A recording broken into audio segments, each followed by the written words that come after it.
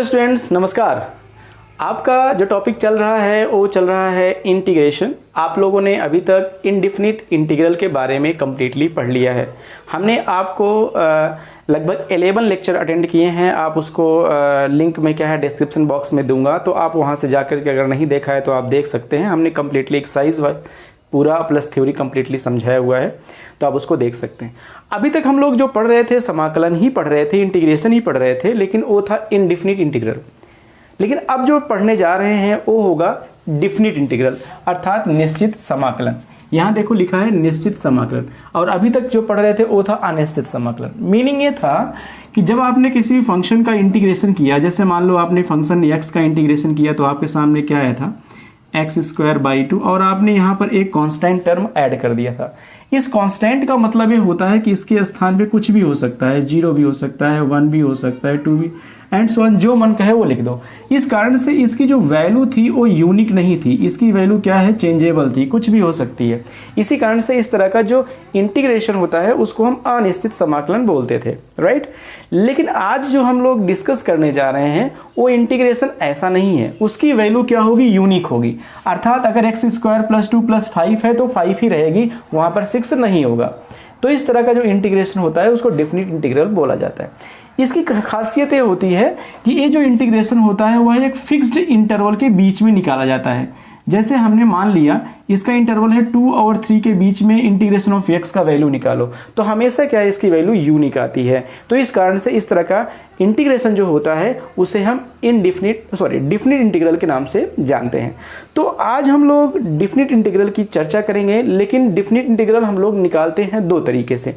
एक तरीका तो आपके सामने लिखा है मैंने, as a limit of sum, अर्थात योग की सीमा मेथड से किस तरीके से आप एक इंटीग्रेशन का डिफिनिट वैल्यू अर्थात डिफिनिट इंटीग्रल निकाल सकते हो। एक तो योग की सीमा है, एक होता है डायरेक्ट मेथड से।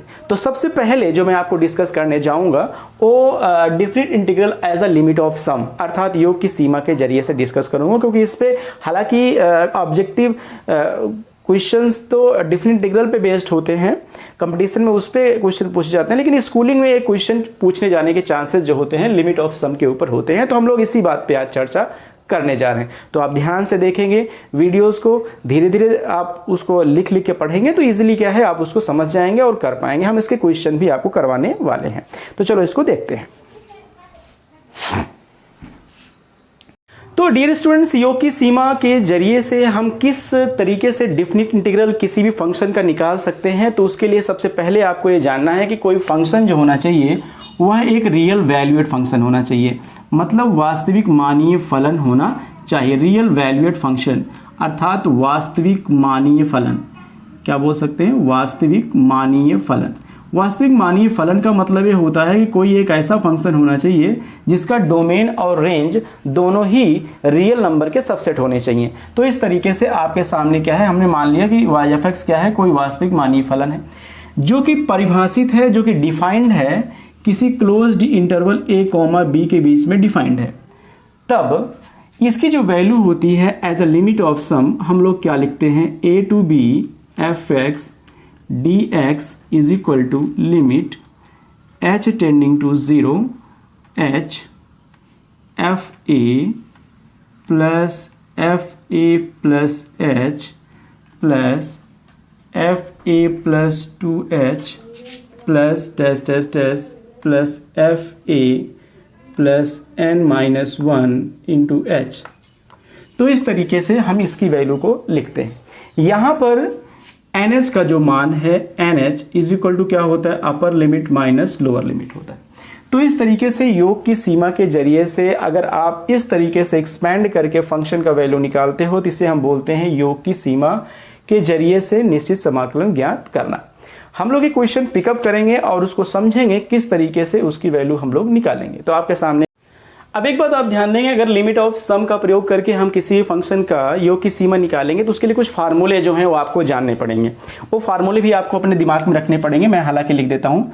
कुछ डिफिनिट फार्मूले हैं, जैसे मान लो 1 है, +2 है, +3 है, plus dash dash dash n है, मतलब प्राकृतिक संख्याओं का योग अर्थात सम of natural number.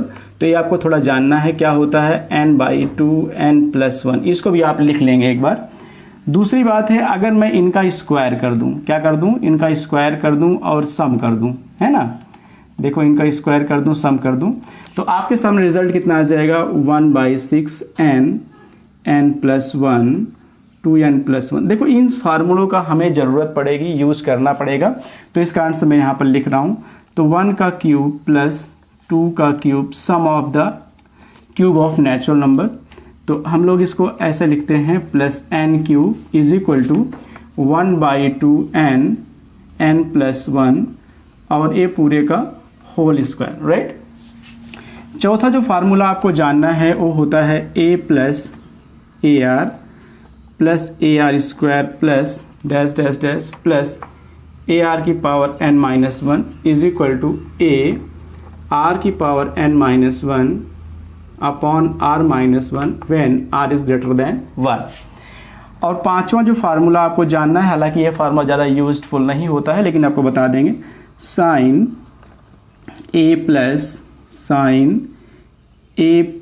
H plus sine a plus 2h plus dash dash dash plus sine a plus n-1 into h. तो इसको जो वैल्यू निकल के आती है वो आती है, क्या आती है, sine a plus n-1/2 into H into sine nh/2 upon sine h/2, right. अगर मैं 6 वाला फार्मूला जो निकालने की कोशिश करूँ, एक फार्मूला और होता है cos a plus h plus dash dash dash cos a plus n-1 into h is equal to होता है cos a plus n-1/2 into H into sine nh/2 upon sine h/2। तो ये कुछ फार्मूले हैं जिसको हमें अपने दिमाग में रखना है। हालांकि इनके बारे में हमने 11th क्लास में ऑलरेडी पढ़ लिया है, तो इनको फार्मूलों को दिमाग में रखेंगे क्योंकि इनका यूज हम क्या है इसमें करेंगे, इसी कारण से हमने आपको इनको बताया है। तो इनको अपने दिमाग में रखेंगे, एक बार लिख करके रखेंगे, ठीक है। तो चलो हम लोग शुरुआत करते हैं आप क्वेश्चंस की। हमने आपके सामने एक एक्सरसाइज का क्वेश्चन 7.8 का लिया हुआ है। क्वेश्चन है 0 to 5 x+1 dx का लिमिट ऑफ सम से, अर्थात योग की सीमा के द्वारा आप इसको इंटीग्रेशन कीजिए। तो फार्मूला हमने आपको ऑलरेडी बताया है, आप एक बार ध्यान दें, a to b f(x) dx is equal to इतना होता है। यहाँ a जो है लोअर लिमिट कहलाती है, b जो है अपर लिमिट कहलाती है और nh इज इक्वल टू क्या होता है, b माइनस a होता है। चलो शुरुआत करते हैं। तो यहाँ पर देखो a चीज़ तो तुम्हारा क्या हो गया, a हो गया, a चीज़ तुम्हारा क्या हो गया, b हो गया, और जो अंदर है उसी चीज़ को हम क्या बोलेंगे, fx बोलेंगे। तो देखो ध्यान से, तो fx की वैल्यू आपके सामने निकल के आ गई x+1, ठीक है, और a के सामने निकल के आ गया 0 और b के सामने निकल के आ गया 5। तो अब मैं निकालने की कोशिश करूँ कि भाई ns कितना होगा, तो आप बोलोगे साहब nh इज इक्वल टू होता है b माइनस a, तो b का वैल्यू तो हो गया 5 minus a is equal to 5, a आ गया। अब चूंकि हमारे पास फार्मूले में क्या होता है, a to b f(x) dx क्या होता है, limit s tending to 0 f मतलब f0। देखो हम इसको ऐसे लिख सकते हैं उस फार्मूले के हिसाब से, इस फार्मूले के हिसाब से लिखना चाहें तो अपने पास में a वैल्यू कैसे लिखी जा सकती है। अगर मैं लिखना चाहूँ, मान लो f(x) यहाँ लिख दिया dx, f(x) को हमने x+1 माना है, तो a वैल्यू क्या हो जाएगी, इसके हिसाब से जो फार्मूला ऊपर लिखा है, limit h tending to 0 ah f a के स्थान पे हो गया 0, तो हो जाएगा f0 plus h plus f0 plus 2h plus dash dash dash plus f0 plus n-1 into h, इस तरीके से हो जाएगा। अब कुल मिला के बात ये हो रही है कि हमें f0 निकालना है और ये सारी वैल्यू निकालनी है। तो f(x) की वैल्यू आपके सामने x+1 दी गई है, तो f0 की वैल्यू कितनी हो जाएगी, जहाँ x है वहीं 0 लिख दो, तो हो जाएगा 0 + 1 मतलब हो जाएगा 1। अब मैं निकालूंगा f0 प्लस h, तो अपने पास में हो जाएगा, जहाँ x है वहीं 0 + h लिख दो, तो आपके सामने हो जाएगा 0 + h + 1 is equal to h+1। अब देखो f0 + 2h है, तो x के स्थान पे 0 + 2h रखेंगे, तो रिजल्ट कितना आ जाएगा बेटा, 0 + 2h, जहाँ x है वहीं पर हो जाएगा 0 + 2h + 1। Is equal to 2h plus 1। इसी तरीके से लास्ट में क्या है 0 plus n minus 1 into h है, तो हम लोग क्या करेंगे यहाँ लिख देंगे f 0 plus n minus 1 into h is equal to, यहाँ x रख दो, 0 plus n minus 1 into h plus 1। तो इस तरीके से अपने पास में सारी वैल्यू आ गई। अब इन सारी वैल्यू को उठा करके हम लोग कहाँ रखेंगे, इसी वाले जो वैल्यू है इसी में हम लिख देंगे। तो क्या क्या आएगा देखो आप ध्यान से, तो 0 से 5 आ गया f(x) कितना है x प्लस 1, तो हम लिख देंगे डायरेक्टली x प्लस 1, यहाँ हो गया dx is equal to limit h tending to 0 h f0 का वैल्यू कितना है बेटा 1 है, तो यहाँ लिख दो 1 प्लस f0 प्लस h का वैल्यू कितना है h प्लस 1, तो हमने लिख दिया h plus 1। f0 plus 2h की वैल्यू कितनी है 2h प्लस 1, तो हम लिख दिया 2h plus 1 plus dash dash dash plus last में क्या है f0 plus n minus 1 into H, जिसकी वैल्यू कितनी है n minus 1 into h plus 1। तो इस तरीके से आपके सामने आ जाएगा। अब देखो मैंने क्या किया, जो ये 1 1 है उनको एक तरफ कर लिया, 1 1 1, मतलब 1 की शुरुआत जो है पहले वाले पद से ही हो रही है, फर्स्ट वाले टर्म से ही हो रही है, तो इसका मतलब 1 कितनी बार लिखा गया है n बार लिखा गया है। तो हमने क्या लिख दिया is equal to limit h tending to 0 h under the bracket 1 plus 1 plus 1 plus dash dash dash, ये n बार है, कितनी बार है n टाइम्स है, ठीक है। अब h जो है सेकेंड टर्म से स्टार्ट हो रहा है, इसका मतलब यह है कम होगा, तो h plus 2h plus dash dash dash last में कितना होगा n माइनस 1 इंटू एच, इस तरीके। तो डियर स्टूडेंट्स आप देख रहे हैं कि हमने क्या किया है, यहाँ पर 1 प्लस 1 प्लस 1, 1 को देखो 1 बार ऐड करो तो 1 आएगा, 1 को 2 बार ऐड करो 2 आएगा, 1 को 3 बार ऐड करो 3 आएगा, 1 को अगर n बार ऐड करेंगे तो कितना आ जाएगा n आ जाएगा। यहाँ h हमने कॉमन ले लिया, तो 1 plus 2 plus dash dash dash last में n माइनस 1 बचेगा। अब देखो इसको हम सिंप्लीफाई करेंगे तो क्या रिजल्ट आएगा वो आप ध्यान से देखेंगे। रिजल्ट अपने पास में आएगा limit h tending to 0 h n plus, देखो नेचुरल नंबर का सम होता है 1/2 n प्लस 1, यहाँ n के स्थान पे n माइनस 1 है तो हम लोग लिखेंगे h n माइनस 1, यहाँ n प्लस 1 है तो लिखेंगे n माइनस 1 प्लस 1, नीचे है 2 तो हम लोग लिख देंगे नीचे 2। आपके सामने ए आ गया। इसको सिंप्लीफाई करेंगे बेटा तो अपने पास में आ गया limit h tending to 0 h, यहाँ हुआ n plus h n minus 1, यहाँ से ये वैल्यू कैंसिल हो जाएगी तो आपके पास में n ही मात्र बचेगा, नीचे लिख दोगे 2। अब देखो कुछ नहीं करना है, अपन को क्या करना है h से मल्टीप्लाई कर देना है, h से इस पद में मल्टीप्लाई करना है, तो क्या आएगा limit h tending to 0 h से मल्टीप्लाई करेंगे तो n h आ जाएगा, h इंटू h स्क्वायर आएगा, एक h को इसमें एक h को इसमें मल्टीप्लाई कर देंगे तो अपने पास में क्या आएगा n h माइनस h, यहाँ पर n h अपन कितना आ गया 2। बात समझ में आई। अब अपन करते क्या है, अपन करते क्या है NH के स्थान पे तो 5 रख देंगे राइट, और H के स्थान पे 0 पुट कर देंगे, तो यहाँ लिखेंगे H टेंडिंग टू 0 और NH इज इक्वल टू 5, है ना। हमने क्या किया पुट कर दिया, तो क्या आएगा देखो वैल्यू में रखो NH के स्थान पे कितना 5, तो 5 हो गया प्लस यहाँ पर 5 हो जाएगा माइनस 0 हो जाएगा, NH के स्थान पे 5 हो जाएगा, नीचे कितना हो जाएगा 2 हो जाएगा, तो क्या आ जाएगा 5 प्लस 25/2, तो 5 दूनी 10 और 25 कितना हो गया 35/2। तो इस तरीके से आप लिख सकते हो, या इसको आप ऐसे भी लिख सकते हो 35/2 वर्ग इकाई, क्योंकि ये इंटीग्रेशन जो होता है हमेशा क्षेत्रफल किसी फंक्शन का निकालता है, तो इस तरीके से आप इसको डायरेक्टली लिख सकते हो। चलो चलते हैं नेक्स्ट है -1 to 1 e की पावर x। हालांकि सारे क्वेश्चन सेम टू सेम है, उसी फार्मूले के ऊपर बेस्ड हैं, लेकिन अपन एक क्वेश्चन और डिस्कस कर लेते हैं। तो हम लोग जानते हैं एक फार्मूला होता है क्या, a to b f(x) dx is equal to limit h tending to 0, क्या होता है fa plus 2h fa plus h plus fa plus 2h plus dash dash plus fa plus n minus 1 into h। इस तरीके से question आपके पास में होता है।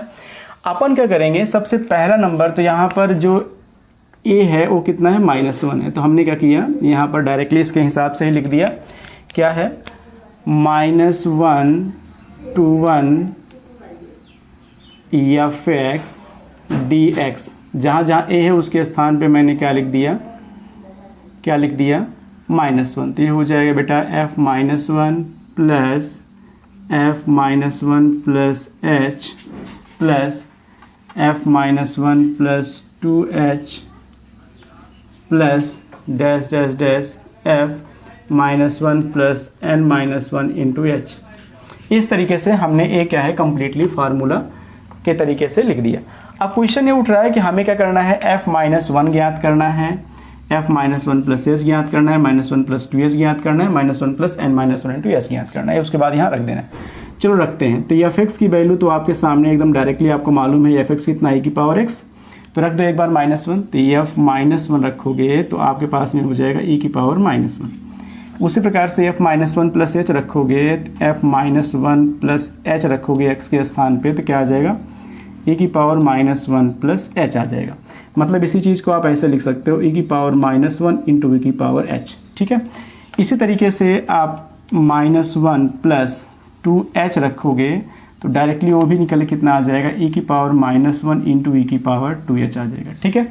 तो इस तरीके से डायरेक्टली आप कहाँ तक आओगे, f-1 plus n-1 into h तक निकालोगे। तो डायरेक्टली डैश करके निकालोगे, क्या आ जाएगा, e की पावर -1 इंटू e की पावर n-1 इंटू h के रूप में ये वैल्यू निकल के आ जाएगी। अब सारे मानों को हम लोग कहाँ करते हैं, यहाँ पर प्लेस कर देंगे। तो देखो क्या आएगा, अपने पास में आएगा -1 to 1 f(x) dx। यहाँ f(x) क्या है, f(x) तुम्हारा मालूम है कि e की पावर x है, तो हमने e की पावर x लिख दिया, is equal to limit h tending to 0। जहाँ f-1 है वहाँ e की पावर -1 लिखेंगे, -1। यहाँ पर आ जाएगा प्लस e की पावर -1 इंटू e की पावर h प्लस यहाँ आ जाएगा e की पावर -1 इंटू e की power 2h plus dash dash dash plus e की पावर -1 इंटू e की पावर n-1 इंटू h। इस तरीके से आपके पास में रिजल्ट आ गया। अब अपन देख रहे हैं कि e की पावर -1 सब में कॉमन है, तो हम इसमें सब में कॉमन ले लेते हैं। तो अगर इसमें सब में हम कॉमन ले लेंगे तो क्या आएगा, limit h tending to 0, e की पावर -1, यहाँ बचेगा 1 प्लस e की पावर h प्लस e की power 2h plus dash dash dash plus e की power n-1 into h। Right. तो आपके सामने आ गया। हमने अभी आपके सामने फार्मूला बताया था। क्या फार्मूला बताया था, हमने आपको फार्मूला बताया था, यदि a plus a r square dash dash dash A r की पावर n-1 है, तो सम का फार्मूला क्या होता है, ए आर की पावर n-1 अपॉन r-1 ए होता है। तो यहाँ पर देख रहे हो कि हर एक चीज़ जो है आपके सामने, अगर अगला पद अपॉन पिछला पद करोगे, next term upon back term, तो आपके सामने क्या आ जाएगा, एक ज्योमेट्रिक सीरीज आ रही है। तो इसमें a का वैल्यू तो आपके पास 1 आ रहा है और r का वैल्यू क्या आ रहा है, e की पावर h आ रहा है ना। और नंबर ऑफ टर्म्स कितने हैं, देखो 1 से शुरुआत हो रहा है, n-1 तक, इसका मतलब नंबर ऑफ टर्म्स कितने हैं, n है। राइट। अब हम इसको सारा कुछ यहीं पर रखेंगे तो क्या आएगा, देखो जब 1 से शुरुआत होगा तो n-1 टर्म तक जाएगा, जिसका मतलब कुल पद कितने हैं, n-1 टर्म है। अगर यहाँ से यहाँ शुरुआत होता है e की पावर h से n-1 तक जाता, तो इसका मतलब उसमें नंबर ऑफ टर्म्स कितने होते, n-1 होते। तो चलो शुरुआत करते हैं। तो लिमिट h टेंडिंग टू 0, यहाँ आ गया e की पावर -1, फार्मूला लगाएंगे, a कितना है 1, तो 1 आ जाएगा फार्मूला, r की पावर n मतलब e की पावर h i इसकी पावर n -1 नीचे। तो डियर स्टूडेंट्स आपके पास में क्या आ गया, -1 to 1 e की पावर x आपके सामने ये वैल्यू आ गई। इस वैल्यू को मैं यहाँ लिख लेता हूँ एक बार, क्या आ गया, limit h tending to 0 h into e की power -1 under the bracket e की पावर n h -1 अपॉन थोड़ा इंक की प्रॉब्लम हो रही है, अपॉन e की पावर h -1। ये वैल्यू आपके सामने आ गई। अपन ने जो h है इस h को इसके नीचे ले लिया, तो रिजल्ट क्या आएगा, limit h tending to 0, limit h tending to 0 h tending to 0 क्या आ जाएगा, e की power -1 under the bracket e की पावर NH -1 अपॉन, देखो ए वाला एच है ना नीचे लिया, तो आपके पास में हो जाएगा e की पावर H -1 अपॉन क्या आ जाएगा, h आ जाएगा। ठीक है, आपके पास में इस तरीके से रिजल्ट आ जाएगा। अब देखो हम जानते हैं कि 11th क्लास में आपने लिमिट का चैप्टर पढ़ा होगा, वहाँ आप जानते हो limit h tending to 0 e की पावर x -1 या e की पावर यहाँ h लिख दो अपॉन h, इसकी वैल्यू हमेशा कितनी होती है, 1 होती है। वहाँ आपने पढ़ा था e की पावर x -1 अपॉन x की वैल्यू हमेशा 1 होती है। तो इसका मतलब इतनी दूर की वैल्यू कितनी हो जाएगी, 1 हो जाएगी। तो अपने पास में जब h टेंडिंग टू 0 रखेंगे तो कितना आ जाएगा, e की पावर -1 अंडर द ब्रैकेट, और NH की वैल्यू कितनी आएगी, NH बराबर क्या होता है, b माइनस से। अब देखो b का वैल्यू अपने पास में कितना है, 1 है, और a का वैल्यू कितना है, -1 है। तो 1 में से 1 घटाएंगे तो अपने पास में 2 आ जाएगा, 1 माइनस 1 प्लस हो जाएगा, 2 आ जाएगा।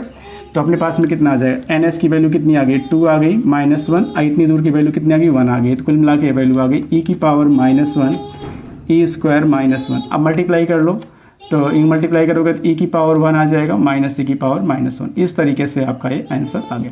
तो डियर स्टूडेंट्स, आपने देखा कि हमने 2 क्वेश्चंस आपके सामने सॉल्व करवाए लिमिट ऑफ सम के जरिए से। हालांकि इसके सारे क्वेश्चन A to Z इसी तरीके से लगेंगे, आपको इसी तरीके से इस क्वेश्चन को सॉल्व करना है। तो एक ही साइज में है, all the question is same just like as a जो हमने फार्मूला बताया उसका यूज़ करके। ठीक है, तो आप इसको पूरा का पूरा करेंगे और कंप्लीटली इसको सॉल्व करने का प्रयास करेंगे, इसके एग्जांपल्स भी करेंगे। कल हम डिफिनिट इंटीग्रल डायरेक्ट मेथड से सॉल्व करना बताएंगे, वो बहुत ईजी है। तो कल का लेक्चर अटेंड करना जरूर, आप अटेंड करें। तो आज के लिए इतना ही, थैंक यू।